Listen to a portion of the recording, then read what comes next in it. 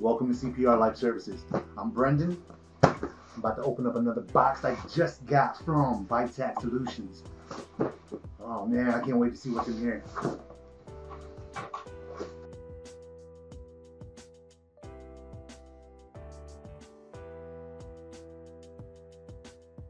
Dun, dun, dun, dun.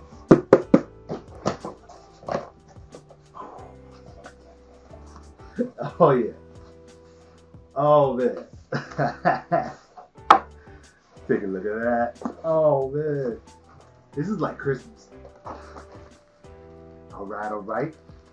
You got your triangular bandage, also known as cravat.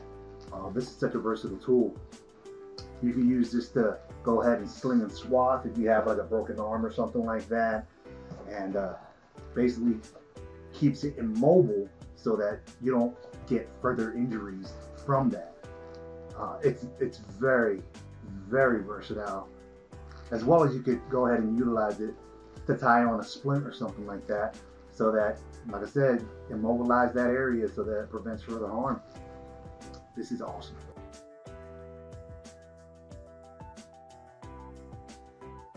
All right, so got that pressure bandage right here. Basically, anytime you have a fast venous bleed, also life-threatening, obviously any kind of arterial bleeds, you want to go ahead and utilize that tourniquet and that direct pressure so that you stop that bleed. Arterial bleeds can bleed out in seconds. Insanguination is no joke. But for fast venous bleeds, also life-threatening, you can go ahead and utilize this pressure bandage right here. It's already vacuum sealed. Man, there's no air in there, and it's going to do its job. The thing is, you got to apply it appropriately. So go ahead and follow the channel, keep on watching, and we'll show you how to use this properly.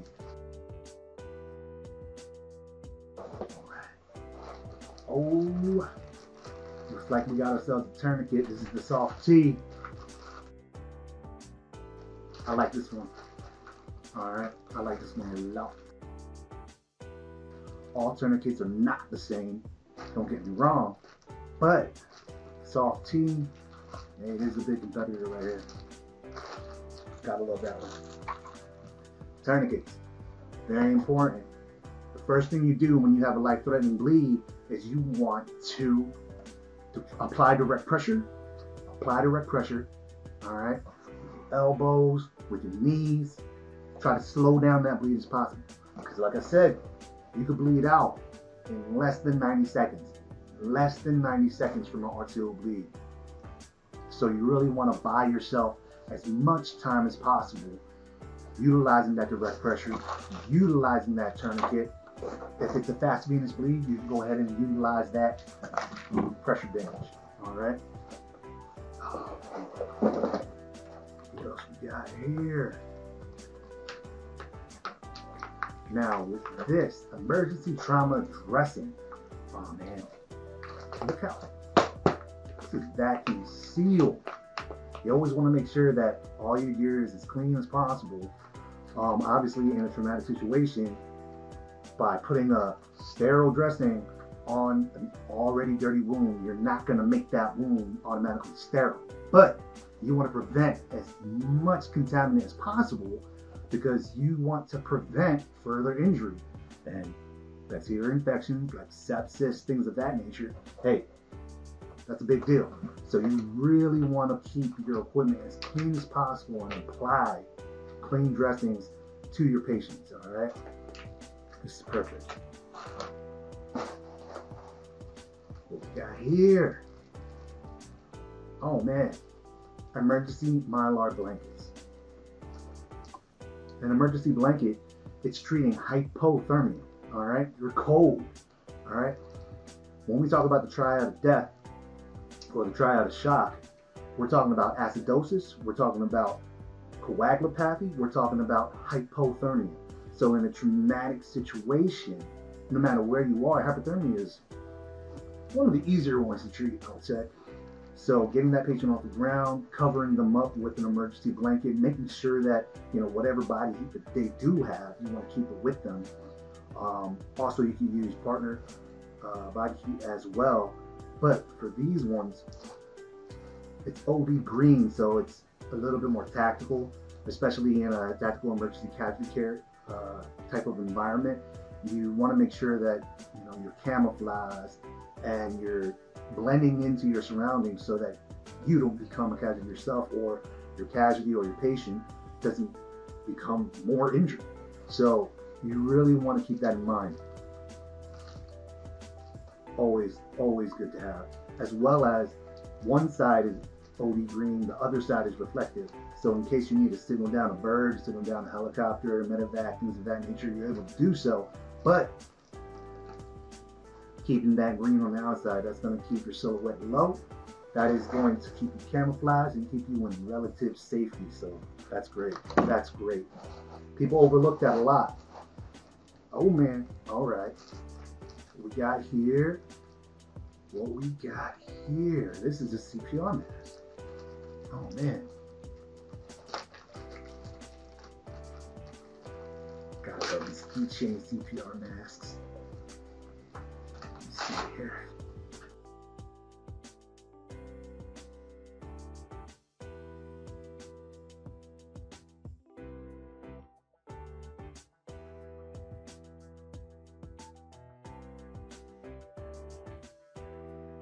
It's got that one-way valve too. Yep. First thing they always teach you is don BSI, so put on your gloves, put on your mask, put on your goggles, things of that nature.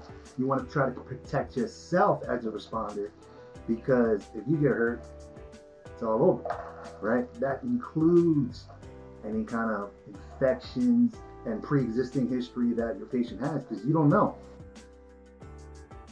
So you want to keep their body fluids to them, all right? Keep your body fluids to you. Putting on your BSI, putting on your gloves, putting on your mask, putting on your goggles. This is an extra layer, because not everyone's going to have a BVM, bag valve mask, to do resuscitation on someone, right? Do rescue breaths on someone. So having this, it's pretty small, right? It fits on your keychain too. Has that layer of protection. It adds that layer of protection. And also in this, oh, look at that. Some gloves, right?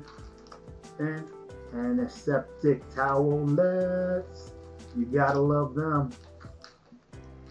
Keeping yourself clean. That's amazing. I like it. I like it a lot.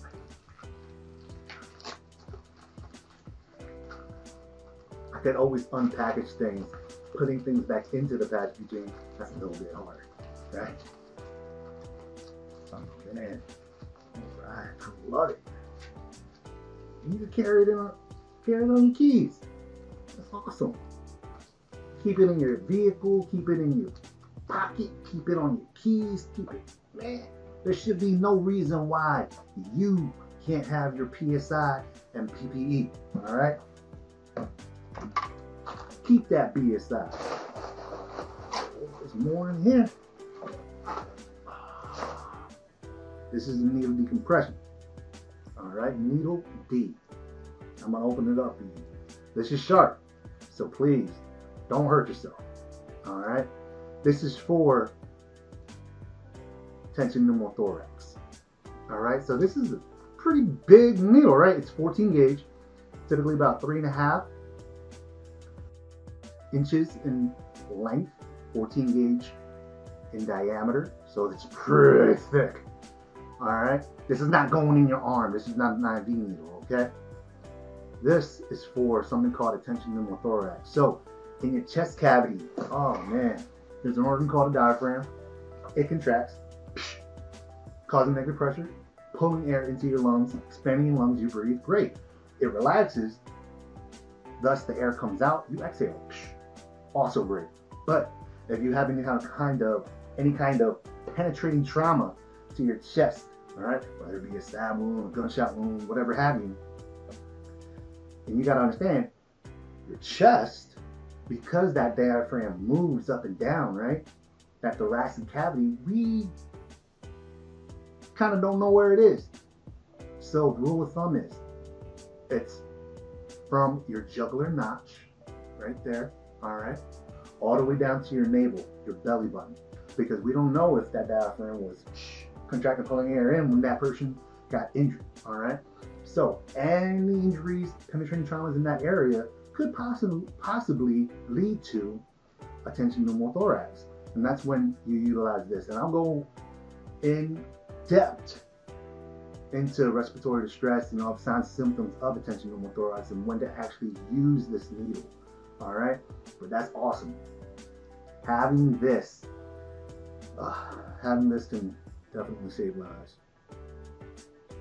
Having that can definitely save lives. Ooh. People always overlook a good pen light. They often overlook a good pen light. Ooh, that's pretty. Look at that. That is pretty bright. Oh, yeah. Now, you could always use that pen light for obvious reasons like checking the pupils. You always see a doctor shining a light in your eyes for some reason or another, and we'll go in depth into why they're doing that. But it's really good neurological check, checking if there's any kind of deficits, checking if there's any kind of traumatic injuries to that brain, right? Man, this is a good pen too. So you can write the time on that good tourniquet, right? Yeah, that's good. I like it.